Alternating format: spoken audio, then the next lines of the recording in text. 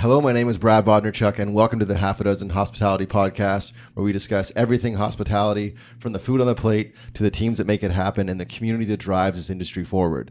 On this podcast, we sit down and chat with some of the most exciting, inspiring, and innovative minds that make up one of the most dynamic industries that there is today. And today, I have the pleasure of being joined by none other than Amanda and Selma from Growing Chefs. Good morning and welcome to the show. Good morning. Good morning. I'm always super intrigued on this show, and I've been recording more and more now in the early morning, if you will. I'm always super intrigued just to know people's morning routines. Has nothing to do with food, has nothing to do with this industry or what we're talking about today, but I'm always super intrigued just to pick people's brains on what their morning routines look like. So are you ladies open and willing to share what your typical weekday Wednesday morning routine would be? Sure. Yeah? Go for it. Go for it. All right. This particular morning, I'm a tea drinker. I don't drink coffee, which is for an industry person slightly odd. Yeah. So I drink a lot of tea in the morning. This morning I just had a banana. Sometimes I have granola or toast. My morning routine now is very different than when I worked evening shifts. Okay. Because I work in the morning now. I'm awake right now. I feel pretty awake. Yeah. Even though my voice isn't yet. When I was working nights, I try to get up at 8, which is very early. Yeah. And do the same thing. Okay. Just to try and make some use of my morning before I went in for my shift. Like it. Yeah. Amanda, what about yourself? I am definitely a morning person. Oh, yeah? It relates to my nighttime routine. I'm usually in bed by like 9:30. Okay, I dig that. Yeah. And usually up a little bit before 6. So I'm an early morning person, also a coffee drinker. And I like to take my time in the morning, just kind of putter around the house, get organized, wake up a little bit. And then I transit in from Burnaby to kind of downtown Vancouver. So I spend a lot of time on transit. Especially today. Yeah, a little bit of a train backup today. Was that stressful for you? A little bit. Mostly because I knew this was going on and wanted to make sure I was here on time. Right. But I listen to a lot of podcasts. It gives me a lot of time to plug in my headphones and listen. And so I take it as an opportunity to learn and grow and learn about new things going on. And this is one of the podcasts that I listen to. Yeah, so shameless plug. Thank you so much. Cool to be on it. Yeah, no, that's really cool to have you guys here today, or for me to be in your space today and hosting you guys on the show. So let's talk briefly about why we're here. So myself and a onslaught of amazing other people, including yourselves now, are taking part in what we're calling the Half a Dozen Dinner Series, which is kicking off on February 23rd at the GARDEN STRATHCONA. And the idea with this dinner is it's a play on the name of this podcast, the name of my consultancy business as well, which is Half a Dozen. So we're doing 6 dinners throughout this year, 8 weeks apart. And each dinner will feature 6 different chefs, 6 different local farms, and then 6 different food-based charities, which brings us here today with you guys and Growing Chefs. I actually didn't know about Growing Chefs, admittedly, until I want to say maybe, I don't know how long ago it was, maybe 8 weeks ago. I attended the Pecha Kucha event here in Vancouver. Nice. For those of you guys that don't know, listening what Pecha Kucha is, check it out online. If it's in your city, you definitely want to get out and check it out. It's they curate a great panel of speakers, and generally there's a topic or a theme. And this night was all about food and hospitality and culture. And I'm forgetting now who. Mary Schwartz. That's our founder. Cool. And there was pastry chef. Yeah, and there was another lady as well. Jadine, yeah. Yeah, Jadine as well. So they were on stage and they were kind of explaining what Growing Chefs was and why it kind of came to be. And I was really blown away. I'm so passionate about breaking down that divide or the gaps that we have between healthy food and affordability, but also education when it comes to food as well. So I'm going to stop talking now because I can't do it justice and reiterate what they shared on that evening. So maybe you guys can articulate better what Growing Chefs is and why you feel Growing Chefs exists. I don't know who wants to field that one. For sure. I can help out. Okay. So I'm the program manager at Growing Chefs. I manage our classroom gardening and cooking program. I am not a chef myself. I do not come from the industry.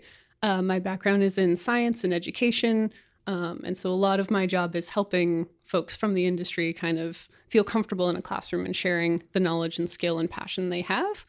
But the organization Growing Chefs, basically we teach kids where their food comes from, how to grow food, how to cook food, how to eat healthy.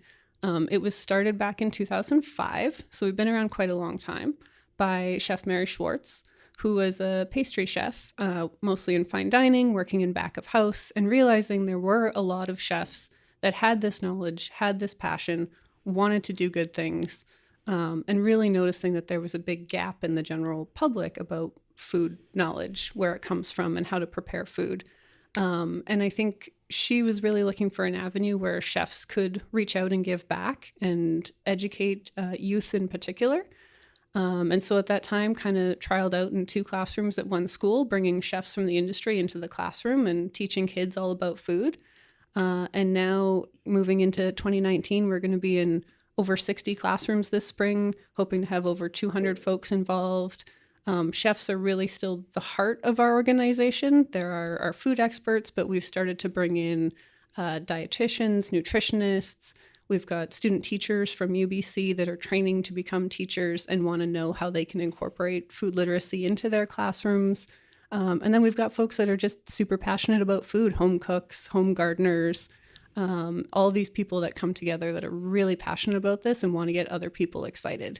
Which is really cool. It's my favorite part of my job, is the people that it brings together that are super interested in this stuff and want to kind of build a community around it. Yeah, that to me is what is so unique about food. It has such a unique power and ability to bring people together and create excitement over seemingly such a simple product. It really is so dynamic to its core, but it has this ability to bring people together around a table or in a classroom or just conversationally, and just evoke different emotions and thoughts. And you were shaking your head, Selma, in regards to what Amanda was saying. Yeah, you can teach anything through food too, right? Yeah. So that makes it a very easy vehicle to talk about anything, about history, about culture, about environmental issues, all those kinds of things. You got to imagine this is 13 going on 14 years ago. So this is at the very beginning of like the farm to table movement in Vancouver. So Mayor was quite early with like wanting to connect children to where their food comes from. And we've now 13 years later, we're much larger. We're present in many more schools than we were in the beginning. But we still try to be on kind of the cutting edge of what's happening in the food systems and issues that are going around that we want to be able to talk about, like food waste reduction, and stuff like that, where there's lots of knowledge missing. People are on a rotation of eating, green beans, red pepper, and broccoli for dinner. Right. And kind of forgetting, especially here in BC, where we have this beautiful seasonal produce that's being farmed by all of these wonderful people, that's going straight into more fine dining kind of restaurants, but not necessarily into people's homes. So seeing the fact that we bring chefs in who work in these restaurants, who have access and ability to bring in fiddleheads and pea shoots to the kids and teach them that there is more either about a thing that you're already eating, more about that plant that you could eat, or a completely different, like the first time kids eat of heirloom tomato in comparison to your conventional cardboard tomatoes. Yeah. That's a super awesome thing that we get to do because we have those relationships with the people who work in the restaurant. I just had this idea, and I don't know if you guys have ever executed something like this before, but having a 7-month-old daughter, we're super intrigued. Now we've been feeding her like real food. It's actually really cool to watch her engage with real food and her reaction, like viscerally, how her body reacts to it. I'm sure you guys have seen it with like lemons and stuff with babies and how they react. Have you guys ever thought about setting up either a video or still photo execution where you could capture the emotions that we have many of those. Yeah, we have lots of photos from the classroom. Cool. Some from our volunteers who take photos, or some from teachers, or we have some professional photographers that sometimes come in and take photos. There's one particular photo that comes to mind of the boy who has this. I think I've actually seen it then as a like just like the bok choy. I don't know. I don't remember what he's eating, but his face is just like, what? Like shock and awe. This? Yeah. But if you make it fun, like if you either make it part of your regular routine or you make it fun by bringing in a bunch of cool chefs in their whites into your classroom, kids are willing to eat and try everything. If you make that introduction, like, it might be a new thing for you to try, and you don't have to eat it all if you don't like it, but at least try it and see how you feel. And also, if you give them the vocabulary to talk about what is happening in their mouth, so actually connecting them to their palate, and instead of saying it's good or it's bad, try and describe what's happening, what the flavor is like, what the texture is like, and try and have them explain to each other what's actually happening. They're much less likely to be like, it's green, I don't want it. Right. Amanda, for yourself, coming to this organization not from a food and beverage or hospitality background, has there been for you an education as well? And are you looking at food now differently than you would have day one of this position? Like, what has changed for you personally? That's a really good question. I've definitely learned a lot of new skills working with chefs, which is probably the most exciting part. What drew me to this job originally was my background is in kind of ecology and physiology and studying animals and ecosystems and what that ate and how that affected things. And thinking in a larger scale, how can we get people involved? To me, food just is a natural avenue for education about how interconnected our own health, our environmental health, our community health. And so it was a way for me to explore that and share that with other people. And I think having chefs and farmers involved, it just adds this extra insight of people that are really interacting with it at a grassroots kind of level, and bringing that to a larger picture. And so, I've always had a little garden at home, and one of the things we focus on in the classroom, working with a lot of inner city schools, is you don't need land to grow food.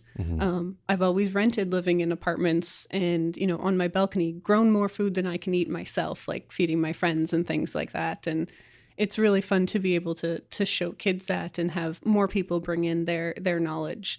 I think it's one of those catch-22s a little bit. The more I learn, the more I realize I don't know, and there is to learn. And that's the most exciting thing, is that there's always room to grow and expand and learn new things. And I think that's nice as well to to go through that process and remain humble as well, and understand that there's way more to understand. Like we only know what we know, right? Like for example, you guys today maybe not understanding what this was going to feel like or sound like or be like, and now you're just into it and you're doing it, which is really cool. So kudos to you guys for coming on today. Selma, for yourself, what is your background and what brought you to, like, why are you here today? Why is Growing Chefs an organization that you're giving your time and energy to? I moved to Vancouver 6 years ago from the Netherlands. I'm from the Netherlands. He's not that big here, but in Holland at the time, Jamie Oliver was very, very popular, and he was on TV showing kids in elementary schools like the chicken McNugget and a bunch of tomatoes and asking them what it was, and they didn't know. And kids here are better. Most they know of the what time, tomatoes most are. of the time. So I remember seeing that and thinking, wow, that's intense. But not really thinking much of it further. And I moved here to go to culinary school, which I did, and I ended up working in several different restaurants in the kind of farm to table fine dining scene here in Vancouver. And like I said, seeing all of that beautiful and amazing produce, I started realizing that I didn't know a whole lot about seasonality and about local food and about how food is grown. So I started reading a whole lot of stuff, and your average Michael Pollins and your and your Dan Browns and all that. One of my chefs was very interested in Growing Chefs and had volunteered with Growing Chefs several years ago. So he encouraged all of the staff at the restaurant to go and volunteer. So I saw this little poster on the wall, and immediately this Jamie Oliver scene popped up in my head, and I was like, oh, that's kind of cool. I'd never worked with young kids before, and I was slightly terrified, which a lot of our volunteers are initially. But it seemed all very, very legit and well organized, and it was. I went in for volunteer training, which was like half a day and very comprehensive, and you get like this folder that has the whole curriculum in it. So you don't have to make anything up if you don't feel comfortable just talking in front of a group of 30 children. And I did it for a couple of seasons, and I really enjoyed it, and I really realized that I had a bit of a knack for it, and that I kind of liked working with children in schools. So yeah, this seed of education was planted. We always, as people if you work in a kitchen, you're always both teaching and learning, because there's always something new to learn, because you never know everything, and there's always someone kind of below you in the ranks who needs to be taught something. So I remember we had someone in the dish pit, a really young guy who was looking kind of over at the line longingly and really wanted to kind of move over, but he didn't really talk much. And so as a team, we were like, I think he wants to learn. And so I remember teaching him how to make a mayonnaise. And so I wrote the ingredients down, and we went through the process, and I explained how emulsification works. And his face, because this is a condiment that you buy at the store, right? A lot of people don't realize that that's a thing that you can make. And his face was just as if I'd shown him a shortcut to the moon. And he put the little piece of paper that had the ingredients on, he put it in his wallet. And I was like, well, this is cool. Yeah. This is cool. If you can show someone, like, open the door into understanding food and how food works, and that it's not something that comes from a factory or from the supermarket, but that it's something that you can create out of raw ingredients, that you can transform an ingredient from one state into the next. That's awesome. That's a super cool experience. And especially if you're working with children. So in our spring program, we work with kids grades 1 through 3. So those are young kids, not too cool for school yet. They are excited about everything. Yeah. If you show them how to make a vinaigrette and you talk to them about the magic that is emulsification, it's super exciting. It's the best. Yeah. Especially if you do that all day, every day. If you work in a kitchen 14 hours a day, stuff can seem repetitive and kind of mundane.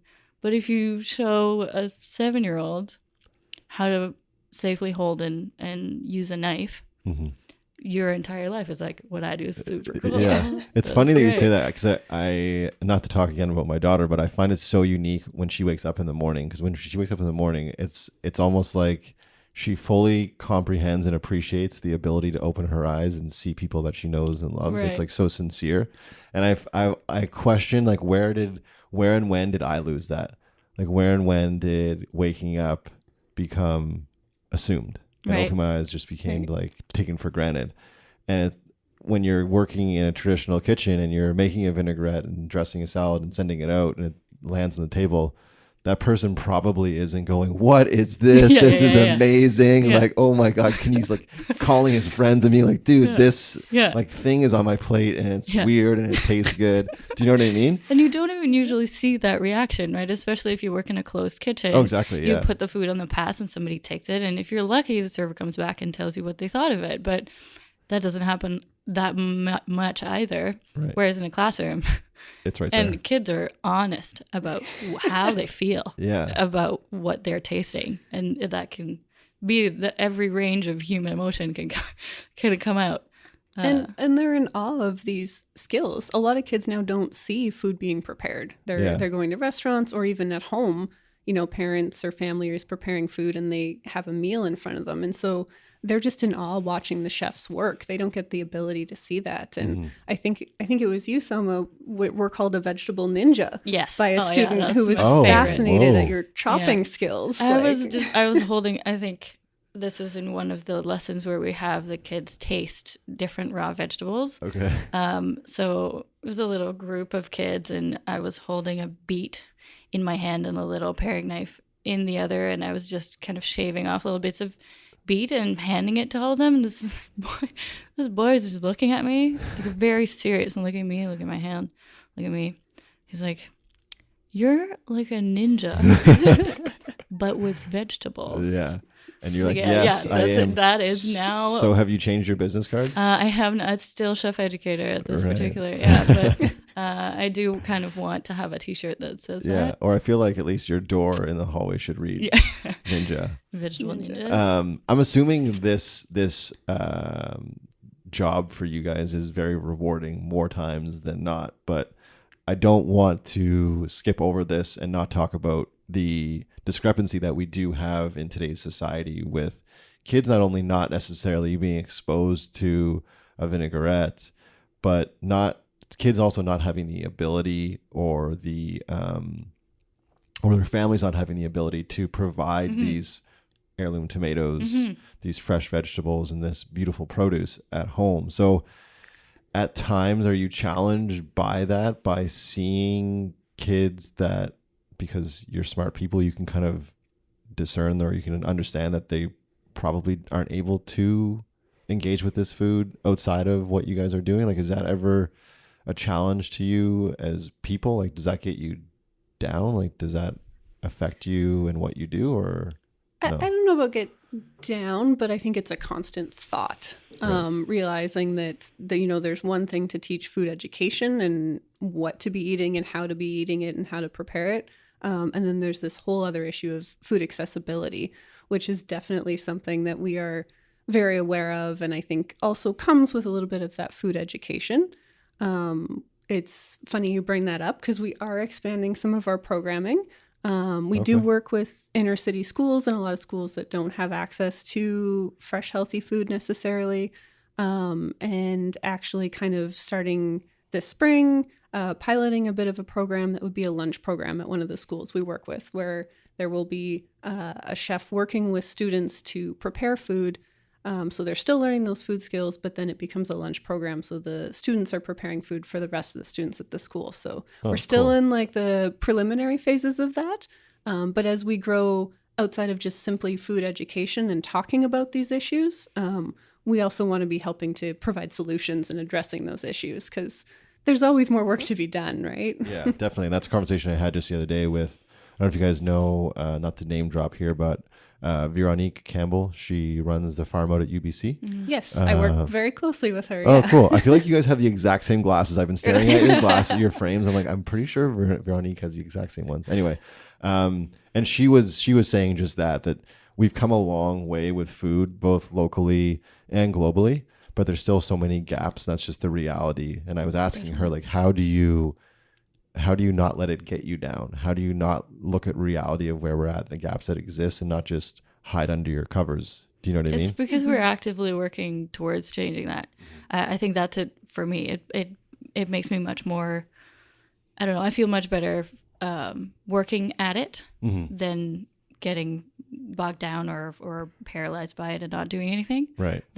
The schools that we deliver our gardening and cooking program to, like Amanda said, there's a lot of them that are categorized as inner city schools, which means that there's quite some children in those classrooms that are coming from families who are experiencing poverty, which sometimes means that our lessons are the first thing they eat that day, which makes me feel good about what we do, that we can provide that to them. We've had teachers tell us that some kids normally don't come in until lunch hour, but when we're there, they come in earlier. Oh, cool. And at least they have 3 bowls of salads in their tummy before the rest of the day, you know? Right. So that's great. We're also working with Fresh Roots. Okay, yeah. So you know them. Yeah. Okay, so they have schoolyard farms, and they do youth leadership program in the summer. And this last summer, we piloted a collaboration with them where we kind of took on the food preparation education side of that youth leadership program, which meant that we were cooking with 5 teenagers twice a week for 55 people, and talking about things like food choices, what kinds of things influence the choices that you make around food, which gives kids and youth the agency and the ownership of those kinds of decisions as well. And if you know how to grow food, then even if you live in an area where you might not have a lot of access to fresh produce, you could create that access for yourself. And And like I said, you don't need a whole lot of land to do that.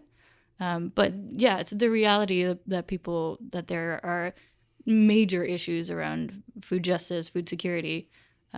Yeah, we have that on the back of our minds every day, but it's something that propels us forward more than holds us back, I think. Good. I like that.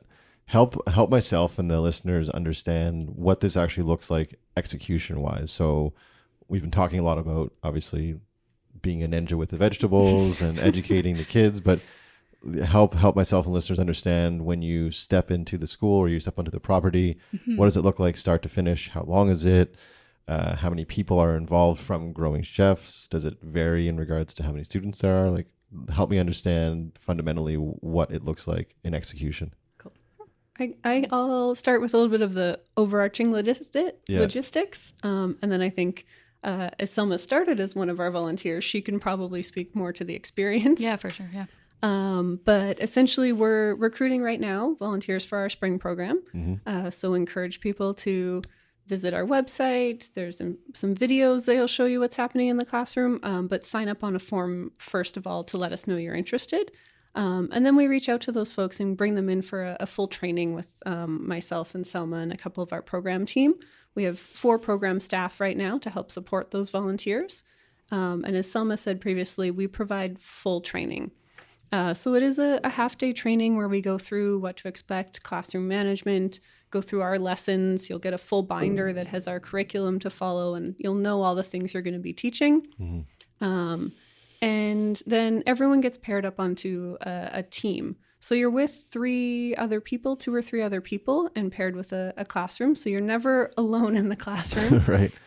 We try to kind of balance skills and knowledge on teams. So having, a professional chef and then someone that might have more experience with children. I think the most daunting thing for most people is being in a room with, say, 25 8-year-olds. Right. Not a lot of us have that experience. Yeah. But we try to set you up best we can to go into that scenario. And then one of the really cool things about our program is it's not just a one-off workshop. So you don't go in for a day, teach the kids some cooking skills, and then kind of never see them again. We stay with that class for 3 months, and you go back every 2 weeks. So you really get to know the kids. The kids really get to know you. They get super excited when you come in the door, even when you're on the school grounds. Even if they see you passing on the street, I'll be grocery shopping and I hear, "Hey, Chef Amanda," all the time. So cool. And so it helps ease the nerves, and you really get that kind of back and forth in relationship. And so the program is the 7 lessons we have laid out in the curriculum. We start by, planting a classroom garden, learning how plants grow. And then the curriculum kind of builds upon itself. So you go through, talking about urban agriculture, talking about trying new foods. We have a motto: you don't have to like it, but you have to try it. Peer pressure works to our advantage a little bit in that way. Okay. If, one kid is brave enough to try it, other kids want to prove that they are too. That's a pretty cool social experiment as well. It's kind of neat. Yeah.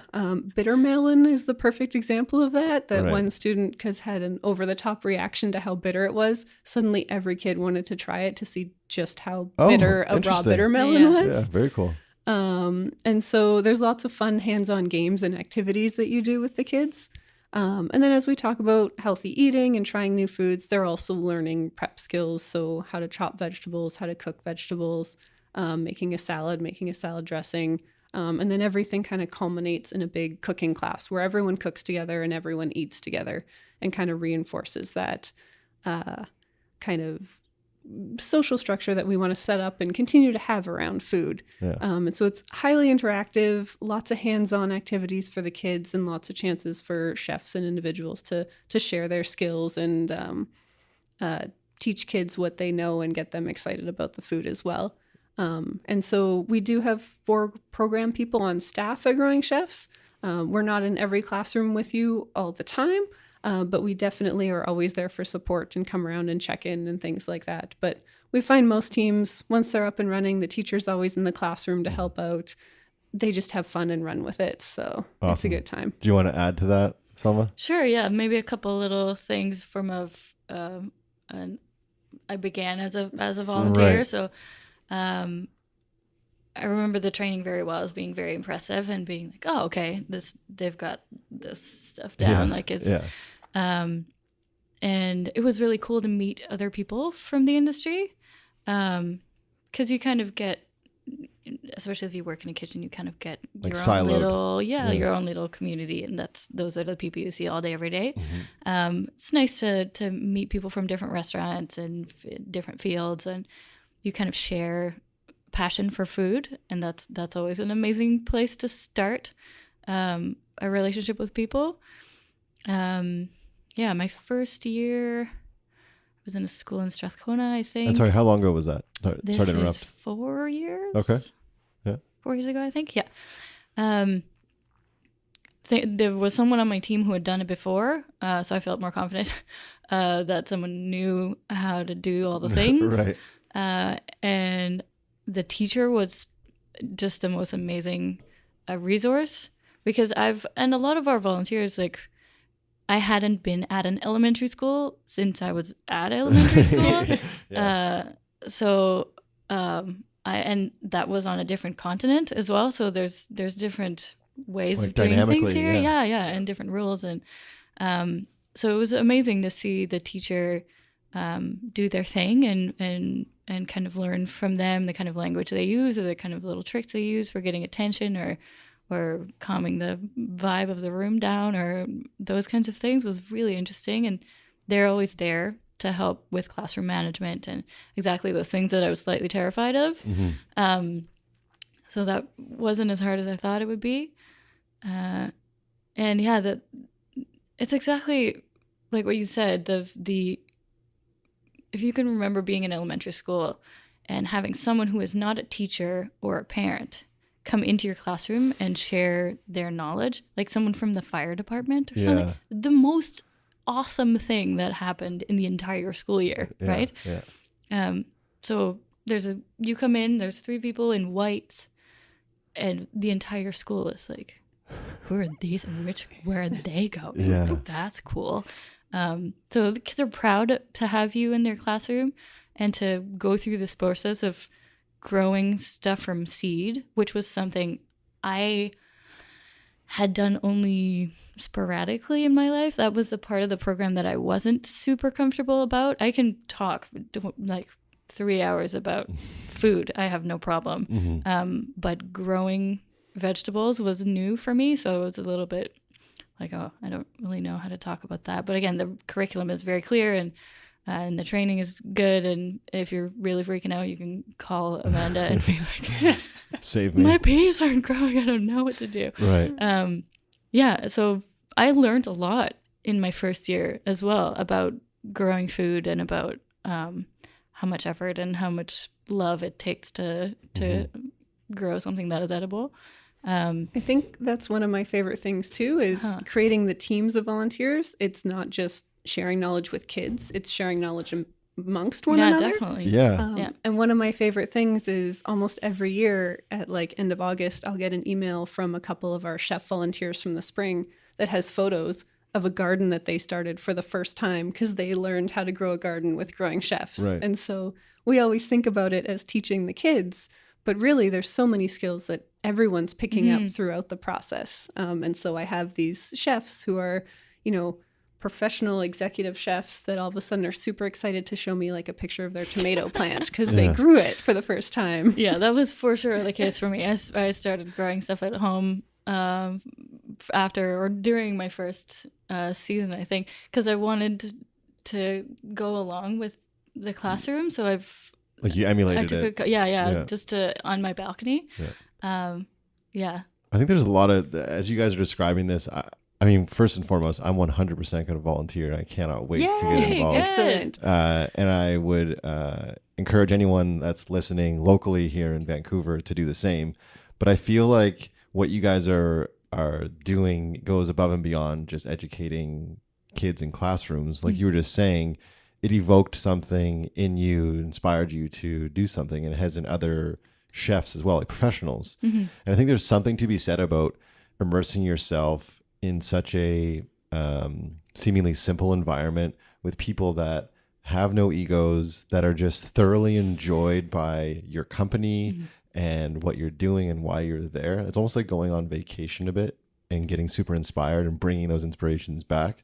I can only imagine what you guys yourselves take from each interaction you have with these schools, but also everyone else that's volunteering their time as well. When they go home, they're like, man, that was just different and it was amazing. Mm-hmm. So I feel like the effect that an organization like Growing Chefs has is it goes far beyond just that school, because those kids are going home and they're telling their brothers or their sisters or their mom or their dad or their grandparents, and then there's conversations that are growing, if you don't mind, pardon the pun, mm-hmm. are growing from we that. We love food puns. Yeah. Cool. Thing, yeah. Do you know what I mean? Like, you guys are facilitating. In my opinion, much more conversation to be had than just what you're doing when you're there executing. This is what a tomato is. This is what a pea is. And what's interesting is that what we do is not just relevant to grade 1 through 3 kids. The information that we share with them, excuse me, a lot of adults don't know about these things or don't have a lot of knowledge or have a lot of skills in that area. So we get a lot of feedback from teachers and from parents that they're taking what we say in class to the kids, that they take that home and that they make a vinaigrette together. They implement it into their life. Yeah. Yeah, I've had the last or the 6th lesson, which is our big cooking lesson. Sometimes the teacher invites parents to come and help out. It's great to have extra adults and extra hands in the room for a lesson that involves heat and knives. But it's also their chance to kind of see what their kid's been raving about for the last 3 months. And we get lots of feedback of parents that are like, I didn't know you can make salad dressing. Which I don't mean to laugh at anyone out there that doesn't know that, but to me it is, especially with the amount of food media there is, whether it's podcasts like this or Netflix series, people are so exposed. Like, food right now is very sexy. And a lot of people want to get involved in food. So it surprises me, but it doesn't at the same time that there's still people that are like, oh my God, you can make mayonnaise? We're in a little bubble, right? Yeah. Like 13 years ago, that bubble didn't exist. Yeah. And there's a lot more people in our bubble now, but there's a lot of people who are not connected to their food, mm-hmm. who see food only as fuel, and don't have the experience or the ability to see all of those layers in it that we try to address in our lessons: the cultural aspect, the historical aspect, the environmental aspect, the math and science aspect, all of those things mm-hmm. that make food a magical thing for us people who are obsessed with food. Mm-hmm. There's so many people who don't have that connection, who don't fully know what it takes to grow, process, and eat food in ways that are healthy. You mentioned that this is Growing Chefs is on its 14th year? Coming into 14 years, 14 years this year. Have you been able to, has there been any, I don't want to say data, but have you been able to track any students that you would have touched, touch is the wrong word, that you would have educated way back when, and seen where they're at today? Like, have you inspired any chefs, any people that are now in the industry, to your knowledge?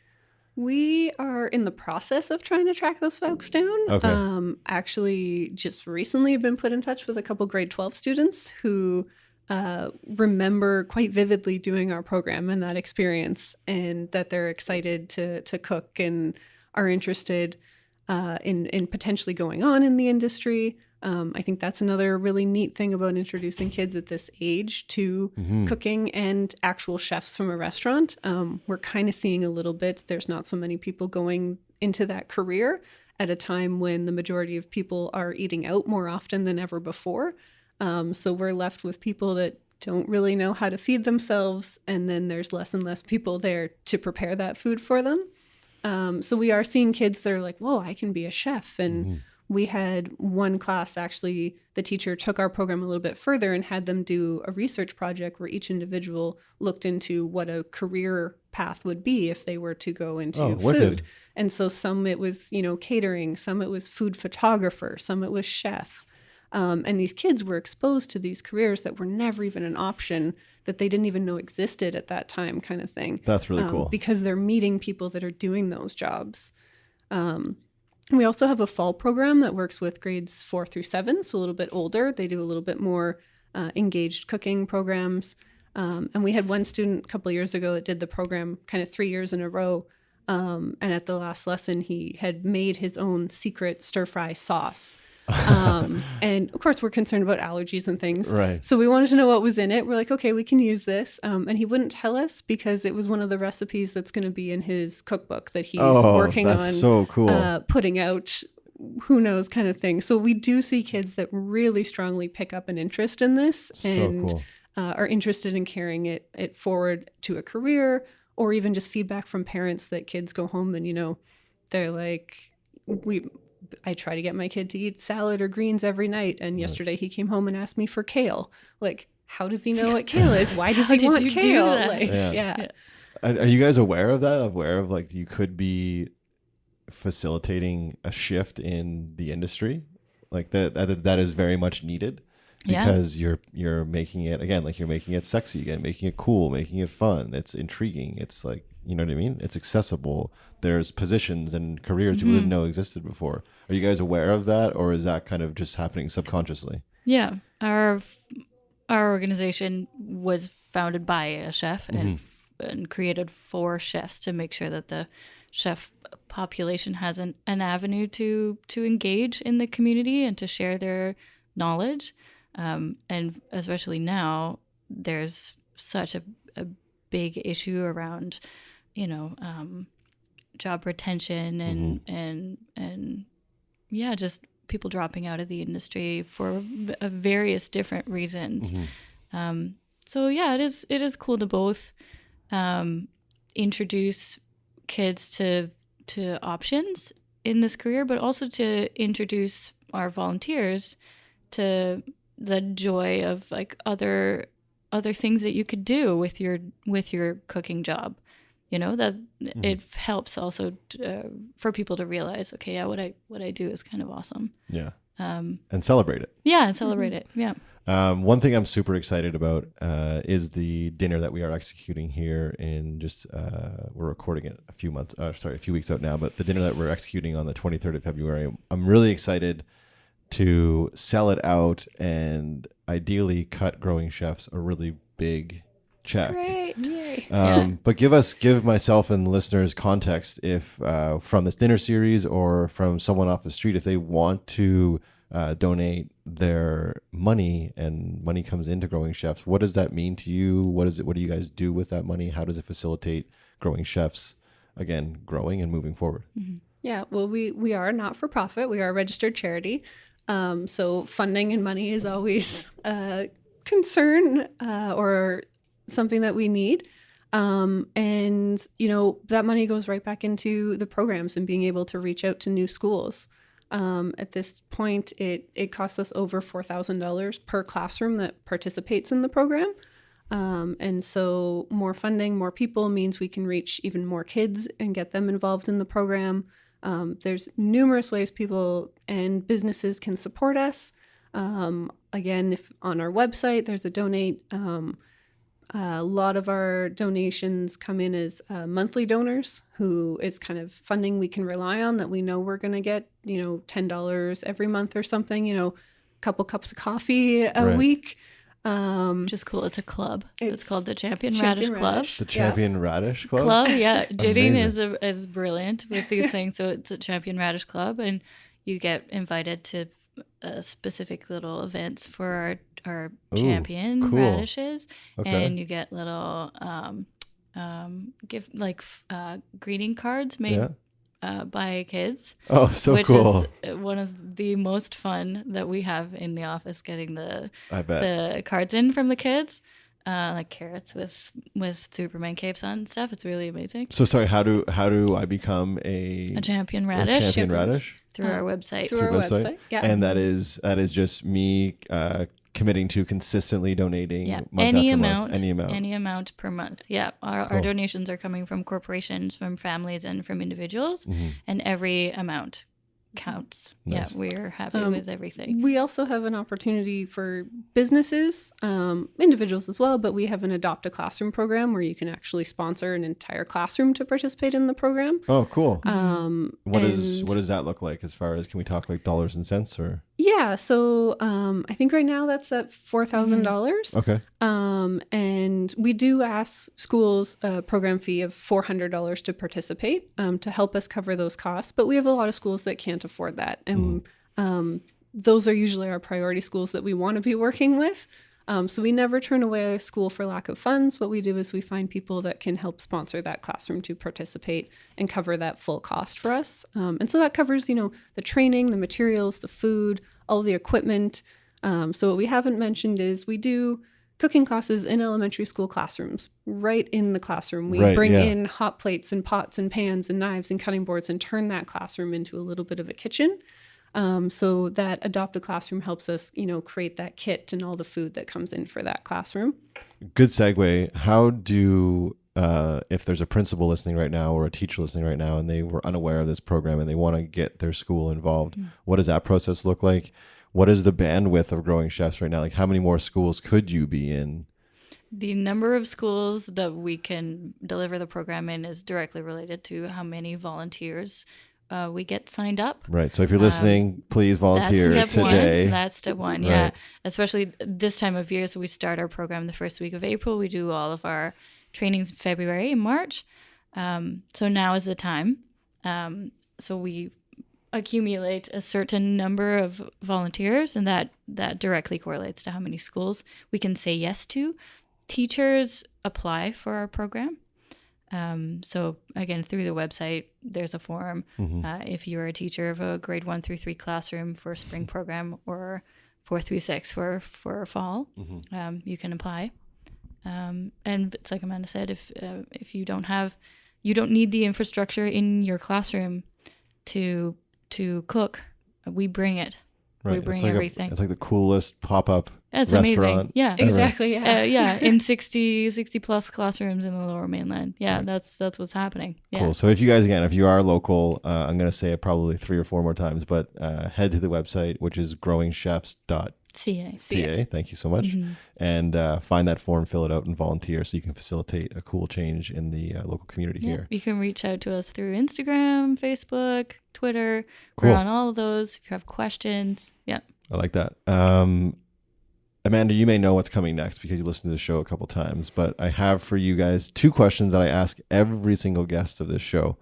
You guys get off a little bit easy today because there's 2 of you, so we can divide the work, right? I don't know what's coming. Yeah, no, you'll be fine. You'll be fine. So the show is called the Half a Dozen Hospitality Podcast. So I have for you both the half a dozen have-tos. So stay with me here. So I need from you, Selma, and from you, Amanda, 3 each of something you've experienced in your life that you feel like our listeners have to experience. It can be related to food. It can be related to Growing Chefs. It can be completely outside of the realm of what we've been discussing. It can be a book you've read or an album you've purchased or a trip you've taken or a meal you've eaten, whatever it is. But just to help the listeners and myself better understand your lives and what you've experienced, if you can share with the listeners 3 items each that you feel like our listeners have to do. Wow. Amanda, we'll start with you. That's intense. Have you thought about that already? Yes. I didn't tell you about this. I should have. So mean. Okay. My first reaction is just the shameless plug of you have to get in a classroom and experience the joy of teaching a child about food. So good. Yeah. Whether you're in Vancouver, whether you're in Atlanta, Georgia, whether you are in the Netherlands, if there's a way to facilitate getting in front of the younger demographic, the younger community, and helping facilitate that relationship with food, do it for sure. Yeah. Do you want to do 3 in a row? Especially... sorry, you're gonna. Let's go. Yeah, no, sorry, you're gonna say especially. Sorry, I don't want to interrupt. Well, your I was saying especially. I mean, it doesn't have to be in a classroom. Just especially any kind of cross intergenerational. Yeah. Not just younger. having the ability to, you know, go to your grandparents and cook with them. And You're so right. My partner and I, we host a Ukrainian Christmas dinner every Are you Ukrainian? year. Yeah, my grandmother on my mom's side. Oh, cool. That's my background as well. We should. Nice. Did you celebrate Ukrainian Christmas? So we always prepare a full feast and invite all our friends over. And so we spend 2 days Right. That's right. making rolling cabbage rolls and making pierogies and all of that from scratch. And, Oh my God. And my favorite thing about Ukrainian food is it's meant to be prepared as a community. It's not, you can't do it as one person. Like it's a multi-step process. I learned that from my grandmother. Yeah. Well, I'll make sure my phone is on next year. I'll wait for the text or the phone call to come through for the invitation, and I'll obviously be more than willing to help as well. Excellent. Selma, did you want to add in your first one? Your first have to? I think you have to, at least once in your life, visit a farm. Yeah, 100%. Yeah, because it's such a cool experience. Yeah. And farmers are awesome. I have said on the show now for the past few months, I'm a firm believer that we've seen chefs now be really held in high esteem, like the new rock stars, if you will, for the last maybe 5 to 8 years.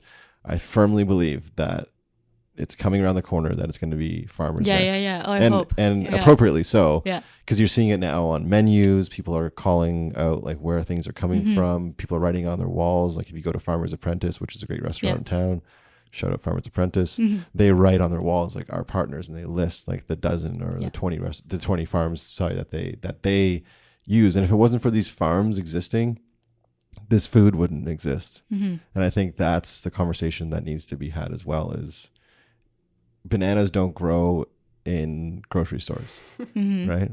And tomatoes don't grow in grocery stores. So yeah, visit a farm for sure. That's a great one. Back to you, Amanda.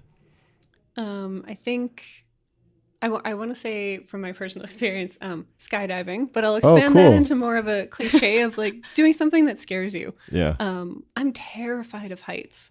And years ago, a friend convinced me to go skydiving, and I really just didn't want to look weak around him kind of thing. So I was like, yeah, that sounds awesome. And I'm still terrified of heights, but it was the most exciting thing I've ever done. And I've actually done it a few times now. Oh, are you an adrenaline junkie now? By no means, no. Right.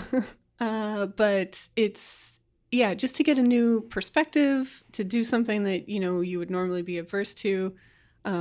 And I guess literally, if you do skydiving, it definitely is a new perspective to see the world in a different way from that height. Yeah, so. You can see a lot of farms from up there. There you go. Yeah. Yeah. It's one way to visit a farm. Two birds, one stone. 2 birds, 1 stone. Back to you, Selma, for your second. This might be slightly controversial, but I'm going to say it. Yeah. I am a firm believer that if you are a meat eater, you should do some butchery. Yeah. At least once in your life. Or maybe even hunt for your protein. Possibly. Yeah. I'm definitely of the opinion that if you are too squeamish to cut up a pig, you shouldn't be eating it. So that's one I'll just put that out there. Yeah, I like that one. Are you handy with a butcher's knife? Yes. Yeah, it was my favorite. I mean, I'm by no means an expert, but it was my favorite section in culinary school. Just for if you know how it works, if you are present or have been schooled in butchering an animal, you will forever be changed. Like your way of seeing food and your way of eating meat is different. You have more respect for the life that was given to feed you. You will be less wasteful. If like in the industry, we know how to deal with waste in ways that, everything gets used at least once. Whereas a lot of people just don't really think about those things that are kind of dying in the back of your fridge, that somebody grew that or somebody cooked that, or so that kind of respect. I think a good way to reach that is to try butchery and to talk to a butcher. And when I was in school, I went and chatted with a butcher, and he invited me into the back of the business and showed me how they break down a lamb, and like it just informs your choices. And I think that's very important. And I fully respect and understand people who choose not to eat meat.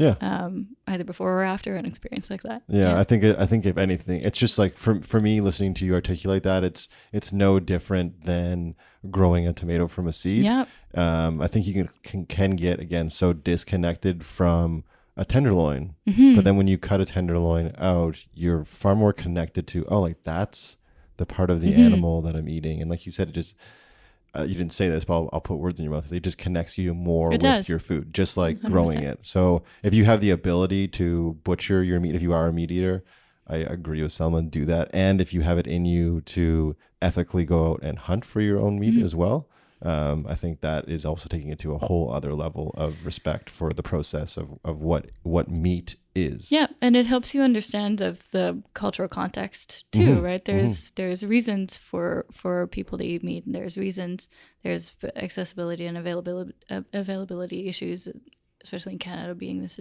ginormous country. We have lots of access to greens, but some people don't, and it helps you inform yourself about how the food system works, not just in your area, but everywhere, and how food is important for people in many different ways. Mhm. It just helps inform you about that. It just helps you educate yourself. I like that one. Amanda, back to you for your last one. I'd say for my last one, learning skills, kind of practical skills. Something that I try to do is challenge myself each month to kind of learn something new, be it like canning or sewing or kind of all these skills that are being lost almost as we now purchase things. You know, we live in a kind of purchase and throw away kind of society. And so, you know, you get a hole in your sock, you just throw it away and buy a new pair.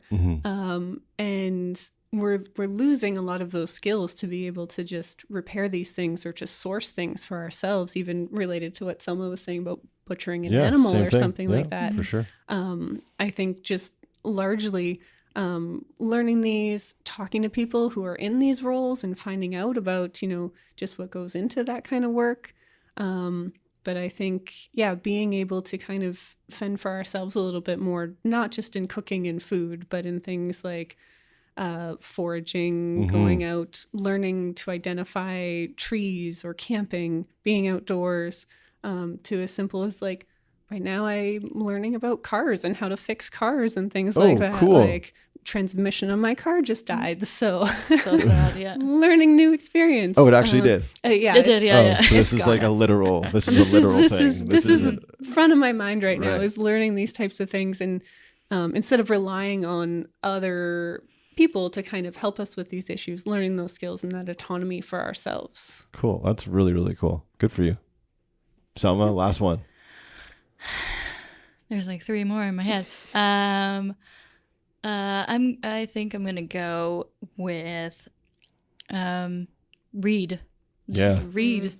Like What are you reading right now? I'm a book person. So I usually have about 5 or 6 different books in my house that are like half read. I'm in the middle of a novel and something nonfiction and some new cooking related or a cookbook. At the very least, that's only 3, but there's a lot of information and a lot of stuff to learn on the internet, but there's also a lot of crap out there. And especially when it comes to food, there's some really awesome. I've read everything that Michael Pollan's ever written, which I think is awesome. Third Plate is one of my favorite books. Wendell Berry writes amazing stuff, like older environmental stuff, which is super interesting. Recipes, I like buying cookbooks, not to make a particular recipe out of it, but to just read and take inspiration from and kind of inform your at-home food routine, because we kind of all get stuck a little bit sometimes, right? When you're cooking at home, you have like 4 or 5 things that you've kind of reached for. So it's cool to expand and learn things. I understand a lot of people are more visual, but if I could read all day long, I'd be happy. Cool. Read and cook, I think. Yeah, there you go. The very last question I have for you guys, same kind of idea, again, putting you on the spot, but you handled the last one really well, so I'm sure you'll do well with this, is the half a dozen haven't yets. So more of a bucket list kind of question. Right. So 3 from each of you. Again, we'll start with Amanda. Something in your life that you haven't experienced yet that you are hoping to or want to experience before Right. it all ends. Because they're all going to be restaurants. Yeah, yeah, exactly. Yeah. I'll go in the same vein as the skydiving thing. I really want to do scuba diving. Okay. In a particular place or? This fascinating world under the ocean that we know nothing about. Yeah, it's a whole other world, and it's not our world. Yeah. And I hear that up here, Pacific Northwest has some of the best underwater kind of reefs and things to explore. I really don't like cold water, though. There you go. I need a little bit of oomph, but at some point in my life, I definitely want to take the plunge, if you will. Yeah, I like it. You guys do like the puns here. Yeah. I like it. Have you ever thought of adopting cold showers?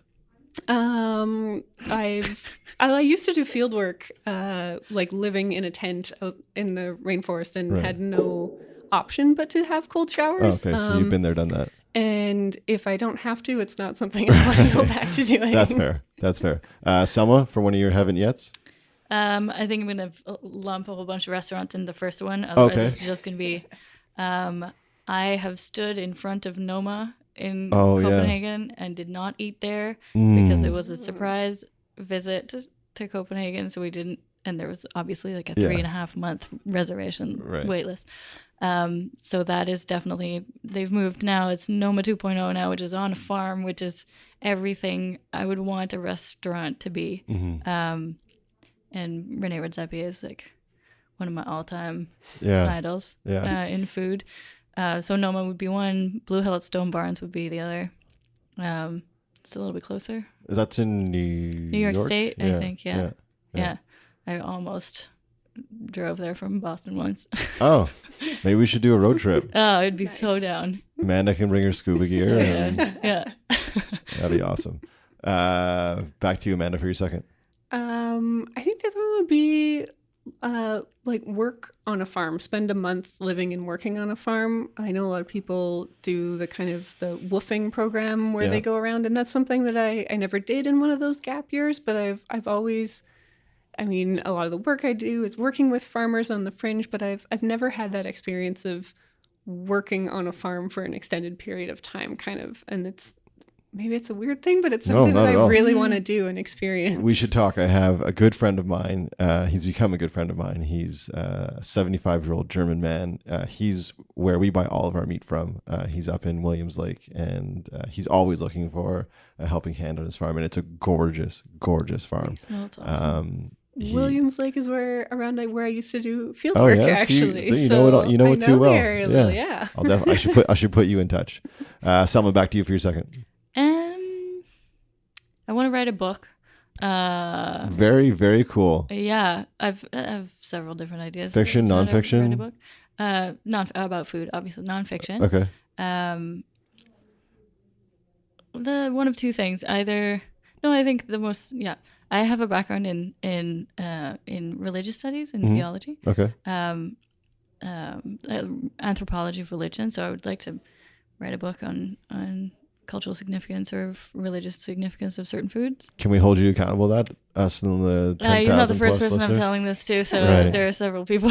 Okay, so everyone else is already holding you accountable to it? Yeah, I mean, you're welcome to. I'm not sure if it's actually going to happen, but okay. I think I definitely want to do more research. We have a lesson in our program where it's like a cultural, like a sharing circle where everybody brings a product from home, a vegetable from home that they use a lot in their family that has some sort of cultural significance, and that other kids in the classroom might not know of, right, or have never tried before.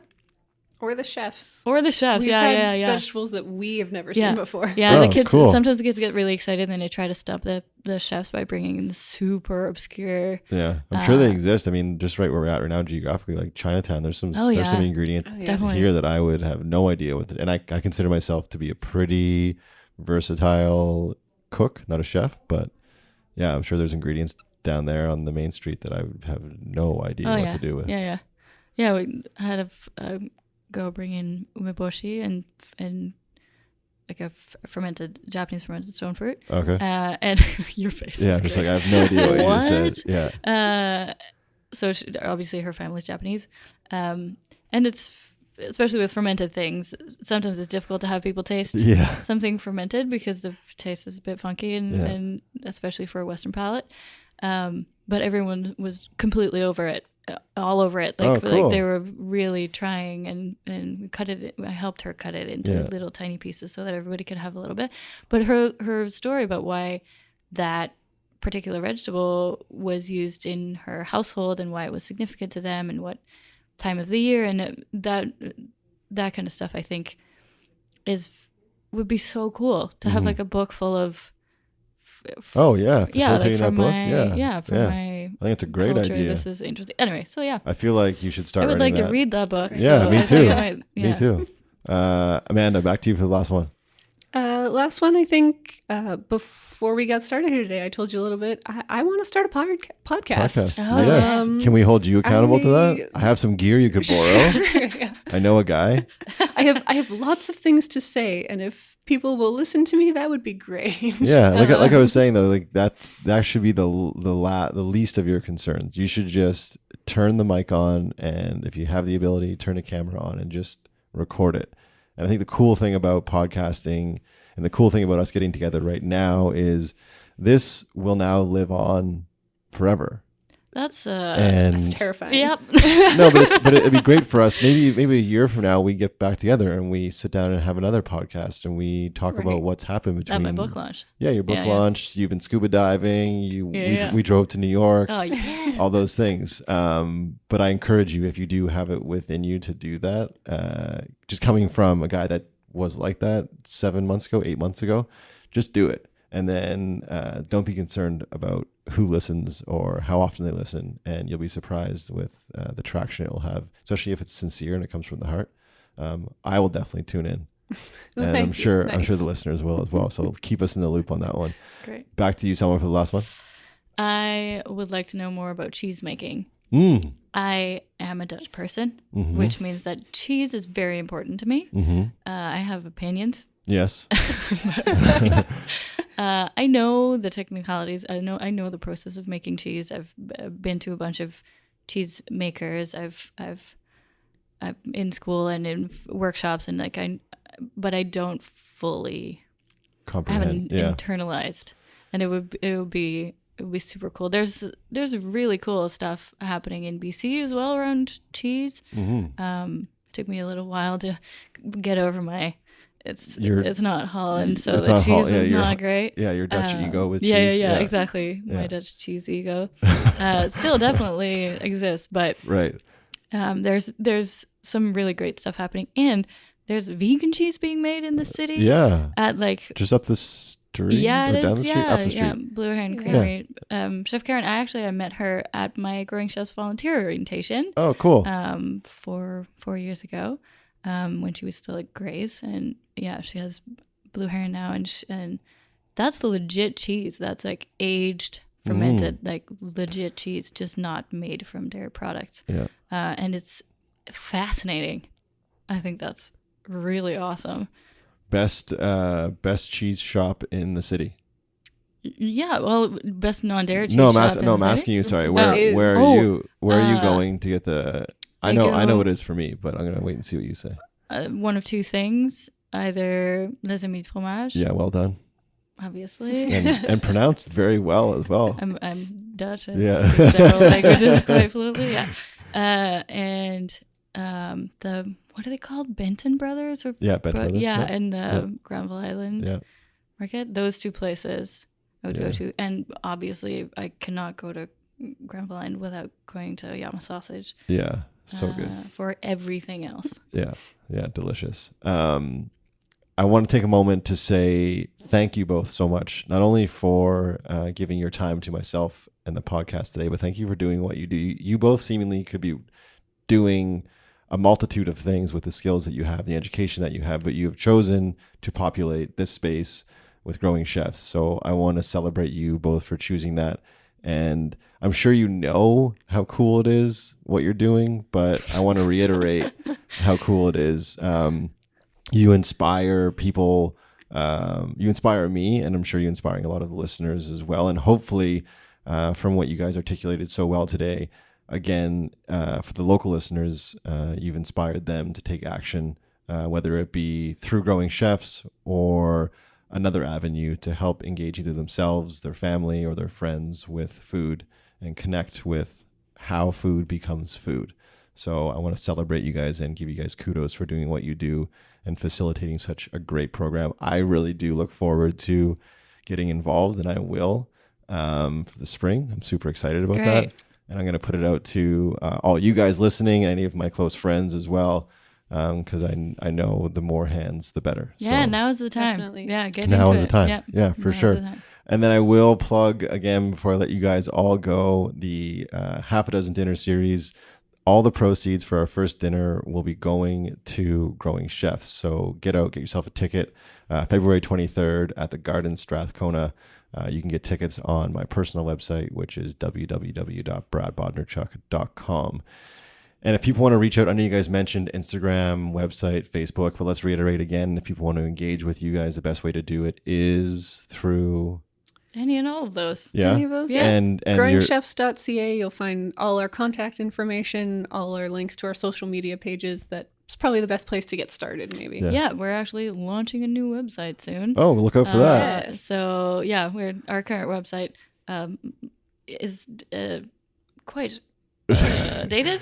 The information on it is current, but the look is a bit live journal. Right. So it's coming out soon. That's a project that I've been working on. Since we're a very small charity, we do a little bit of everything in this office, right? You're a web designer, you're a chef. That's a whole new skill that I learned this last year. So I'm excited that that's going to come out pretty soon. Not to put you guys in the spot, but any last message you want to share with listeners? You have some space right now, some time. Do you want to share anything, whether it be personally or from Growing Chefs as well? I might do one more plug for Growing Chefs and another kind of upcoming fundraiser that both individuals and restaurants can get involved with. We run a campaign called Eat, Give, Grow over the summer. Okay. I believe starting in June, July, and August. And restaurants can get in touch with us if they're interested in participating. But essentially, restaurants all over the Lower Mainland commit to adding $1 to one of their menu items. And that $1 at the end of their participation is donated to the Growing Chefs program. So a lot of our restaurants that get involved will add it to kind of their most popular dish. It's no extra cost to the restaurant. And every time consumers order that dish, $1 is donated to us. Eat, give, grow. Eat, give, grow. Like and so restaurants can choose to participate for 1, 2, or 3 of those months. Again, if you go to our webpage, growingchefs.ca, you'll find some more information. And then when those months come out, we'll have a list on our webpage and promoting which restaurants are participating. And so if you're not a restaurant owner or chef and want to get involved, we've got a great list of amazing restaurants all over Vancouver that participate in that program. And so your dinner out can go to supporting Growing Chefs. I like it. That's a great plug.